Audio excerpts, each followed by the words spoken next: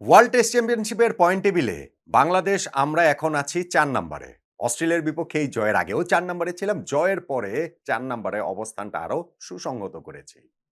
প্রশ্ন হচ্ছে, এই ওয়ার্ল্ড টেস্ট চ্যাম্পিয়নশিপের সাইকেল শেষে বাংলাদেশ কি টপ টুর মধ্যে থাকতে পারবে? ফাইনাল খেলতে পারবে? গতকালকেই আমি একটা আলোচনা করছিলাম যে অস্ট্রেলিয়ার বিপক্ষে বাংলাদেশের এই জয়ের হাতছানি নিয়ে। তখন আমি বলেছিলাম যে না, আমরা আসলে ওয়ার্ল্ড টেস্ট চ্যাম্পিয়নশিপের ফাইনাল খেলব না। তবে আজকে জয়ের পর আমি যে হিসাব নিকাশটা দেখছি, সেটাতে আমি আসলে একটুখানি চমকে গেছি। আমার কাছে মনে হচ্ছে সম্ভব তো। ওয়ার্ল্ড টেস্ট চ্যাম্পিয়নশিপের ফাইনাল খেলা বাংলাদেশের পক্ষে সম্ভব। আমি এখনো বলছি হয়তো আমরা ফাইনাল খেলব না। কিন্তু কাগজে কলমে বলছে এই সাইকেলটাতে আমরা এখন পর্যন্ত যেরকম খেলেছি, আর কি করলে সাইকেলের বাকি অংশটাতে আমরা সেরা ২ টা দলের মধ্যে থাকতে পারি এবং আমরা ওয়ার্ল্ড টেস্ট চ্যাম্পিয়নশিপ ফাইনালটা খেলতে পারি। আমি যেটা বললাম যে আমাকেই চমকে দিয়েছে এই হিসাবটা। আমরা যে এত কাছাকাছি রয়েছি, কাছাকাছি মানে অবশ্যই অনেক কঠিন পথ। কিন্তু এটা যে একেবারে অসম্ভব না। আমার কাছে অন্তত সেটা মনে হয়েছে। আপনারা আমার এই হিসাব নিকাশটা শুনলেই সেটা বুঝতে পারবেন। আর আবারও আপনাদেরকে ওই অনুরোধটা করি, বাংলাদেশ আজকে অস্ট্রেলিয়ার বিপক্ষে অবিস্মরণীয় একটা জয় পেয়েছে। এই খুশির মধ্যে অনুরোধটা জানাতে চাই যে আমাদের নট আউট ওমান চ্যানেলটা যারা এখনো সাবস্ক্রাইব করেননি, ইউটিউব চ্যানেলটা আপনারা সাবস্ক্রাইব করে নিন। আমি জানি অনেকেই আপনারা ভিডিও দেখেন, কমেন্টস করেন, লাইক করেন, শেয়ার করেন, কিন্তু সাবস্ক্রাইব করেননি। যে আচ্ছা ঠিক আছে, এটা তো আমরা সবসময় এমনি দেখি। কিন্তু সাবস্ক্রাইবটা করলে আমরা একটা সাহস পাই। আমাদের যেমন প্রায় ৯ লাখ সাবস্ক্রাইবার হতে আর মনে হয় ১,০০০ বাকি রয়েছে। ফলে এইখানটাতেও একটা মাইলফলকের সামনে আমরা দাঁড়িয়ে আছি। আজকে অস্ট্রেলিয়ার বিপক্ষে টেস্ট জয়ের এই দিনটাতেই সেই মাইলফলকটা হয়ে যাক না। আমি সেজন্য আরকি সবার কাছে এই অনুরোধটা করছি যে যারা সাবস্ক্রাইব করেননি, প্লিজ, প্লিজ, প্লিজ আমাদের এই ইউটিউব চ্যানেলটা সাবস্ক্রাইব করে নিন। এখন আসেন যে আমরা ওয়ার্ল্ড টেস্ট চ্যাম্পিয়নশিপের কোন জায়গাটাতে রয়েছি, সেইটা আমি একেবারেই কাগজে কলমে হিসাব নিকাশ করেই আপনাদেরকে বলছি যে কোনো জায়গায় কোনো যেন ভুল না থাকে, কোনো জায়গায় কোনো যেন খুঁতটা না থাকে। ওয়ার্ল্ড টেস্ট চ্যাম্পিয়নশিপের এখনকার পয়েন্ট টেবিলে ১ নম্বরে রয়েছে অস্ট্রেলিয়া 77.78 পয়েন্ট পার্সেন্টেজ নিয়ে। ২ নম্বরে রয়েছে সাউথ আফ্রিকা 75% নিয়ে। নিউজিল্যান্ড ৩ নম্বরে রয়েছে 72.22% নিয়ে এবং ৪ নম্বরে বাংলাদেশ আমরা রয়েছি 66.67 পয়েন্ট পার্সেন্টেজ নিয়ে। ৫ নম্বরে ইন্ডিয়া, ৬ নম্বরে শ্রীলঙ্কা 48%, 41% এবং পরেরগুলো হচ্ছে গিয়ে এরকম ৯ টা দেশ এই ওয়ার্ল্ড টেস্ট চ্যাম্পিয়নশিপে রয়েছে। ওয়ার্ল্ড টেস্ট চ্যাম্পিয়নশিপের পয়েন্টের সিস্টেমটা আমরা জানি। অনেকবার আলোচনা করেছি। সেটা হচ্ছে কি যে ৯ টা দল এখানে খেলছে। প্রতিটা দল ২ বছরের এই চক্রে ৬ টা করে সিরিজ খেলবে। ৩ টা হোম সিরিজ, ৩ টা অ্যাওয়ে সিরিজ।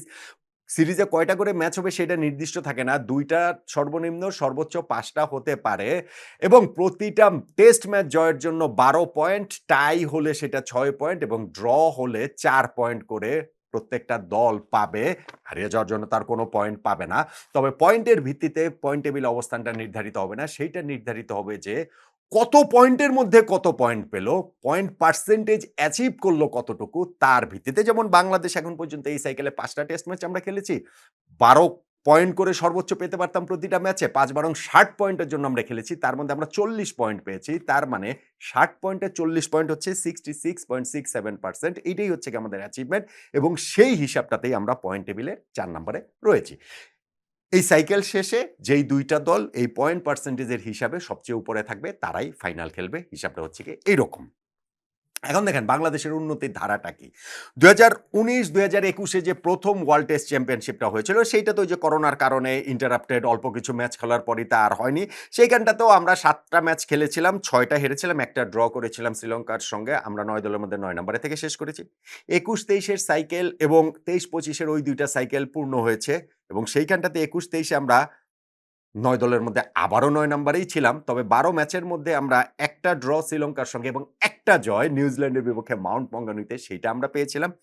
২৩-২৫ এ আমাদের উন্নতি হয়েছে লাস্ট ওয়ার্ল্ড টেস্ট চ্যাম্পিয়নশিপ সাইকেলটাতে, যেইখানে আমরা ৯ দলের মধ্যে ৭ নম্বরে থেকে শেষ করেছি। আমাদের পেছনে ওয়েস্ট ইন্ডিজ ছিল, আমাদের পেছনে পাকিস্তান ছিল।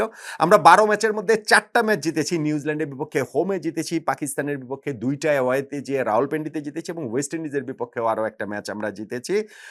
এবং সেইখানে আমরা 7 নম্বরে থেকে শেষ করেছি। পয়েন্ট পার্সেন্টেজের হিসাবটাও যদি ধরেন, প্রথম সাইকেলে আমাদের সেটা ছিল 4.76%, পরের সাইকেলে সেটা 11.11% এবং লাস্ট সাইকেলটাতে 31.25%। ফলে এই জায়গাটাতে আমাদের উন্নতি রয়েছে। এখন এই সাইকেলটাতে আমরা এরই মধ্যে ৫ টা টেস্ট খেলে ৩ টা ম্যাচ জিতেছি, ১ টা ড্র হয়েছে এবং ১ টা হেরেছি। যেই কারণে ৬০ পয়েন্টে বাংলাদেশের ৪০ পয়েন্ট হয়েছে। পয়েন্ট পার্সেন্টেজ অ্যাচিভমেন্ট হচ্ছে গিয়ে 66.67%।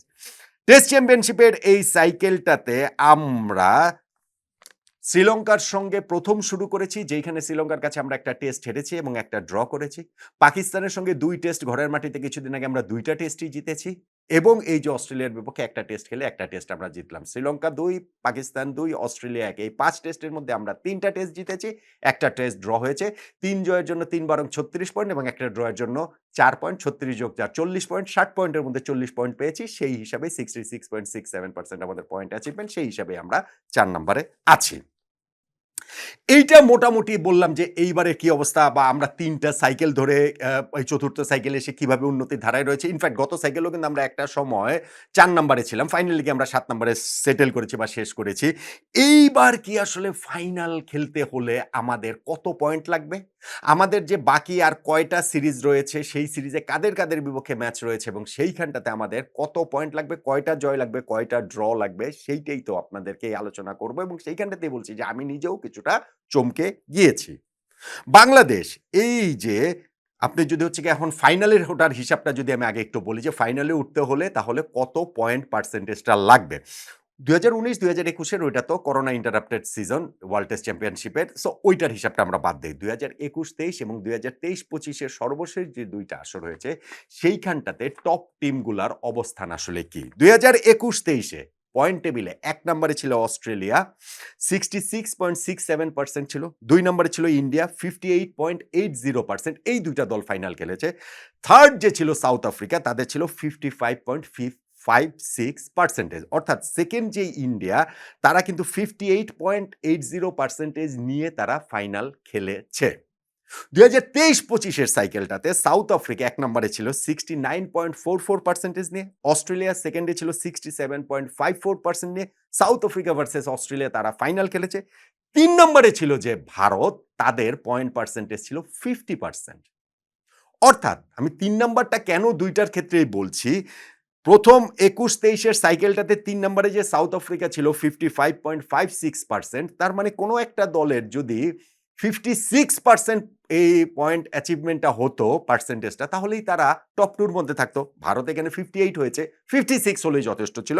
আবার সেকেন্ড সাইকেলটাতে ইন্ডিয়া যেমন ৩ নম্বরে থাকে, তাদের 50% ছিল এবং কোনো একটা দলে যদি 51% হতো সেকেন্ড টিম, তাহলেই কিন্তু সেটা যথেষ্ট হতো। যদিও সেকেন্ড যে অস্ট্রেলিয়া, তাদের 67.54% অ্যাচিভমেন্টটা ছিল। এখন এইটা আমি বলছি এই কারণে বোঝানোর জন্য যে মোটা দাগের হিসাবটা হচ্ছে 60% যদি হয় পয়েন্ট পার্সেন্টেজ অ্যাচিভমেন্ট সাইকেলটা শেষে, তাহলেই সেইটা ওয়ার্ল্ড টেস্ট চ্যাম্পিয়নশিপের ফাইনাল খেলার জন্য যথেষ্ট। 60% হলেই টপ 2 টিমের মধ্যে অবশ্যই থাকা সম্ভব। বাংলাদেশে তো এই মুহূর্তে 66.67%। তাহলে 60% হতে হলে এই সাইকেলটাতে আমাদের আর কি করতে হবে? এটাই তো হিসাব, তাই তো? সেটাই আমি আপনাদেরকে বলছি। আমাদের টেস্ট চ্যাম্পিয়নশিপের সাইকেলটাতে ৩ টা অ্যাওয়ে সিরিজ, ৩ টা হোম সিরিজ তো, এবং আমরা প্রতিটা সিরিজেই ২ টো করে ম্যাচ খেলবো। ৬ টা সিরিজে ১২ টা ম্যাচ বাংলাদেশের খেলার কথা। তার মধ্যে এই মুহূর্তে আমরা 3rd সিরিজটা খেলছি। আমরা 5th ম্যাচটা খেলছি। অস্ট্রেলিয়ার সঙ্গে আমাদের এই সিরিজের ২য় আরেকটা ম্যাচ আছে। তাহলে হচ্ছে গিয়ে আমাদের ৬ টা ম্যাচ হবে। আরো ৩ টা সিরিজ বাংলাদেশের বাকি রয়েছে। তার মধ্যে হোম সিরিজ আছে ২ টা। ওয়েস্ট ইন্ডিজের সঙ্গে আগামী অক্টোবরে আমরা ২ টা টেস্ট ম্যাচ খেলবো এবং নেক্সট ইয়ার ফেব্রুয়ারিতে আমরা ইংল্যান্ডের সঙ্গে আরো ২ টা টেস্ট ম্যাচ ঘরের মাটিতে খেলবো। ২-২ ৪ টা টেস্ট ম্যাচ কিন্তু বাংলাদেশ আমরা ঘরের মাটিতে খেলবো। এবং অ্যাওয়ে সিরিজ আছে আরেকটা সাউথ আফ্রিকার সঙ্গে ২ টা অ্যাওয়েতে আমরা খেলবো নভেম্বর মাসে। তার মানে আমাদের যে ৭ টা টেস্ট ম্যাচ এখন বাংলাদেশের বাকি রয়েছে, তার মধ্যে অস্ট্রেলিয়ার সঙ্গে ১ টা, সাউথ আফ্রিকার সঙ্গে ২ টা, এই ৩ টা ম্যাচ রয়েছে অ্যাওয়েতে এবং ওয়েস্ট ইন্ডিজের সঙ্গে ২ টা, ইংল্যান্ডের সঙ্গে ২ টা, এই ৪ টা ম্যাচ রয়েছে হোমে। এই টোটাল ৭ টা ম্যাচ বাংলাদেশের বাকি রয়েছে। এই ৭ টা ম্যাচ থেকে আসলে আমাদের কি রেজাল্ট করতে হবে টপ 2 তে থাকতে হলে, তথা 60% পয়েন্ট অ্যাচিভমেন্ট থাকতে যদি হয়। বাংলাদেশের এই আমরা টোটাল ম্যাচ খেলছি হচ্ছে গিয়ে ১২ টা। ৬ টা সিরিজে ১২ টা ম্যাচ খেলছি। তার মানে আমরা টোটাল কত পয়েন্টের জন্য খেলছি? ১২ গুণন ১২ ১৪৪ পয়েন্টের জন্য আমরা খেলছি। ১৪৪ পয়েন্টের 60% কত? হিসাব-টিসাব করে আমি দেখলাম ১৪৪ পয়েন্টের 60% হচ্ছে গিয়ে আমাদের মোটামুটি আর ৪৭ পয়েন্ট লাগে। এখন ৮৭ মানে এই ১৪৪ পয়েন্টের 60% হচ্ছে গিয়ে ৮৭। এখন আমাদের ৪০ পয়েন্ট আছে। তার মধ্যে যদি সঙ্গে আমরা আর ৪৭ পয়েন্ট এড করি, সেই ক্ষেত্রে আমাদের ৪০ যোগ ৪৭ ৮৭ পয়েন্ট হবে। ১৪৪ পয়েন্টের ৮৭ পয়েন্ট হচ্ছে গিয়ে পয়েন্ট পার্সেন্টেজ অ্যাচিভমেন্ট বাংলাদেশের সেই ক্ষেত্রে হবে 60.42%। এইটাই হচ্ছে ম্যাজিক নাম্বার। আমাদের এই ৫ টা টেস্ট থেকে আমরা ৪০ পয়েন্ট পেয়েছি। আমাদের বাকি ৭ টা টেস্ট থেকে আর ৪৭ পয়েন্ট পেতে হবে আমাদের যদি ওয়ার্ল্ড টেস্ট চ্যাম্পিয়নশিপের ফাইনাল খেলতে হয়। মানে আমি সহজ করে বোঝানোর জন্য। এরপরে তো অনেক রকম অনেক কিছু হতেই পারে। কিন্তু বাকি টেস্ট থেকে আমাদের এই ৪৭ পয়েন্ট আসলে পেতে হবে। এই ৪৭ টা পয়েন্ট আসলে আমরা কিভাবে পেতে পারি? ৪৭ পয়েন্ট পাওয়ার একটা সহজ তরিকা হচ্ছে আমাদের হাতে থাকা ৪ টা যে আমাদের হাতে থাকা যে ৭ টা টেস্ট ম্যাচ রয়েছে, সেই ৭ টেস্ট ম্যাচের মধ্যে ৪ টা টেস্ট ম্যাচ জেতা। প্রতিটা জয়ের জন্য ১২ পয়েন্ট। ৪ টা ম্যাচ যদি জিতি আমরা ৪ বারং ৪৮ পয়েন্ট। এখন আমাদের ৪০ পয়েন্ট আছে। তার সঙ্গে ৪৮ পয়েন্ট যোগ হলে ৮৮ পয়েন্ট হবে। ৮৭ পয়েন্টই আমাদের ম্যাজিক নাম্বার। ৮৮ পয়েন্ট যদি হয় তাহলেই আমাদের পয়েন্ট পার্সেন্টেজ অ্যাচিভমেন্টটা 60% হয়ে যাবে। তখন আমরা বাকি ৩ টা ম্যাচ হেরে গেলেও কোনো অসুবিধা নেই। এখন আমরা ১ম ৫ ম্যাচের মধ্যে ৩ টা ম্যাচ জিতেছি। বাকি ৭ ম্যাচের মধ্যে আমরা ৪ টা ম্যাচ কি জিততে পারি না? এটা কি অসম্ভব? ধরেন আমাদের অস্ট্রেলিয়ার সঙ্গে পরের টেস্টের কথা আমি একটু পরেই বলি। ধরেন আমাদের নেক্সট যেই ওয়েস্ট ইন্ডিজের সঙ্গে ঘরের মাটিতে ২ টা টেস্ট ম্যাচ খেলবো। বাংলাদেশের তো ওই ২ টা টেস্ট ম্যাচ অবশ্যই জেতা উচিত। বাংলাদেশের তো ওই ২ টা টেস্ট ম্যাচ অবশ্যই জেতার কথা। আমরা যদি ঘরের মাটিতে পাকিস্তানকে ২ টেস্টে হারাতে পারি, আমরা যদি অ্যাওয়েতে গিয়ে অস্ট্রেলিয়াকে হারাতে পারি, তাহলে আমরা ঘরের মাটিতে ওয়েস্ট ইন্ডিজের বিপক্ষে ২ টা টেস্ট জিতবো না কেন? ওই ২ টা টেস্ট যদি আমরা জিতে যাই, তাহলে কিন্তু আমাদের হয়ে গেল যে বাকি যেই ৫ টা টেস্ট থাকবে, সেই ৫ টেস্টের মধ্যে আর ২ টা টেস্ট জিততে হবে। সেই ৫ টা টেস্ট কোনটা? অস্ট্রেলিয়ার সঙ্গে 2nd টেস্ট রয়েছে, সাউথ আফ্রিকায় গিয়ে ২ টা টেস্ট রয়েছে, ইংল্যান্ডের সঙ্গে ঘরের মাটিতে ২ টা টেস্ট রয়েছে। ফলে আমার হিসাবটা এখানে সিম্পল। ওয়েস্ট ইন্ডিজের সঙ্গে ২ টা টেস্ট জিততেই হবে এবং এই যে বাকি যেই ৫ টা টেস্ট, অস্ট্রেলিয়ায় ১ টা, সাউথ আফ্রিকায় ২ টা এবং ইংল্যান্ডের বিপক্ষে ঘরের মাটিতে আরো ২ টা। এই ৫ টেস্টের মধ্যে বাকি আর ২ টা টেস্ট জিততে হবে। তাহলেই আমাদের পয়েন্ট ৮৮ হয়ে যায়। তাহলেই আমাদের সেই 60 পয়েন্ট হয়ে যায় point percentage achievement. World test চ্যাম্পিয়নশিপে বাংলাদেশ তখন ফাইনাল খেলবে। যদি সেইটা না হয় সেই ক্ষেত্রে আরেকটা যেটা তরিকা ধরেন আমি বলতে পারি সেটা হচ্ছে ৩ টা টেস্ট ম্যাচ আমরা জিতে আর যদি ৩ টা টেস্ট ম্যাচ আমরা ড্র করি ৭ টেস্টের মধ্যে একটা ধরেন আমরা হারলাম। ৩ টা টেস্ট ম্যাচ জিতলে ৩ বারং ৩৬ পয়েন্ট আর ৩ টা ড্র করলে ৩ ৪ ১২ পয়েন্ট। ৩৬ যোগ ১২ ৪৮ পয়েন্ট। আরেকটা হেরে গেল এটা তো পয়েন্ট না। ওই ৪৮ পয়েন্ট হলেও কিন্তু হয়। আমার কাছে মনে হয় কি যে সেই ৭ টা টেস্ট সেই ৭ টা টেস্টের মধ্যে বাংলাদেশের ৩ টা টেস্ট জেতা, ৩ টা টেস্ট ড্র করার চেয়ে ৪ টা টেস্ট জেতাটা আমাদের জন্য তুলনামূলক সহজ। আমার কাছে মনে হয়। আমার হিসাবে আরকি সেই জিনিসটা মনে হয় এবং সেই ক্ষেত্রে আমরা এখন ঘরের মাটিতে আমাদের ৪ টা টেস্ট রয়েছে। আমাদের অ্যাওয়েতেও ৩ টা টেস্ট রয়েছে। আপনি কোনটাকে বলবেন যে আমাদের আসলে সম্ভাবনার জায়গা নেই?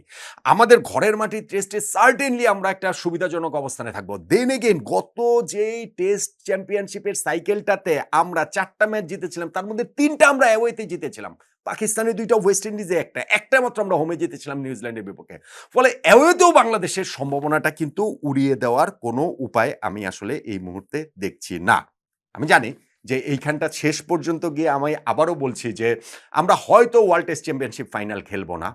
হয়তো আমাদের ক্যাপ্টেন নাজমুল হোসেন শান্ত আজকেও বলেছেন যে ম্যাচ জেতার পরে যে না আমরা অতদূর ভাবছি না। ড্রেসিং রুমে সবসময় বলি আমরা ম্যাচ বাই ম্যাচ এগোই। কিন্তু আমাদের হিসাব নিকাশের সম্ভাবনার জায়গাটা রয়েছে। কিন্তু সেই সম্ভাবনার জায়গাটা যে আসলে এত প্রবল, এইভাবে যে আমাদের রয়েছে, পয়েন্ট সিস্টেমটা আমি আপনাদেরকে আবারও বললাম এবং 60% হলেই যে টেস্ট চ্যাম্পিয়নশিপের ফাইনাল খেলার একরকম নিশ্চয়তা পাওয়া যায় সেইটাও আমি ইতিহাস থেকে সেটা বলে দিলাম এবং সেই জায়গাটাতে বাংলাদেশের এই মুহূর্তে আমরা ৫ টা টেস্ট এই টেস্ট চ্যাম্পিয়নশিপ সাইকেলে খেলে ৩ টা জিতে ১ টা ড্র করে যেই অবস্থানে রয়েছি বাকি ৭ টা টেস্টের মধ্যে আর ৪ টা টেস্ট যদি আমরা জিততে পারি, যার মধ্যে ওয়েস্ট ইন্ডিজের সঙ্গে ঘরের মাটিতে ২ টা টেস্টও রয়েছে, তাহলেই কিন্তু বাংলাদেশের ওয়ার্ল্ড টেস্ট চ্যাম্পিয়নশিপের ফাইনাল খেলার সম্ভাবনাটা প্রবল হবে।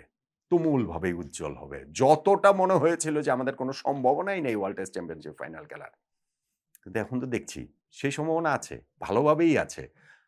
আর যদি অস্ট্রেলিয়ার বিপক্ষে পরের টেস্টটাও আমরা জিতে যাই তখন কিন্তু ওয়ার্ল্ড টেস্ট চ্যাম্পিয়নশিপের ফাইনাল খেলাটা আমাদের আরও একটু কাছাকাছি চলে আসবে। হিসাব নিকাশ শুনে কি মনে হলো আপনার?